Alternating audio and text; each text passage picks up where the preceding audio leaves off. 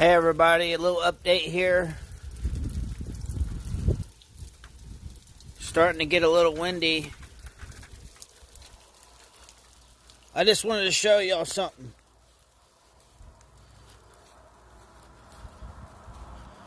Look at all the water.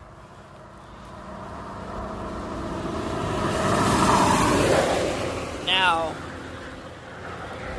just wanted to show y'all how deep the water is here in this ditch. Then I'm going to show y'all an after, if the good Lord is willing. This is right here off of State Road 24.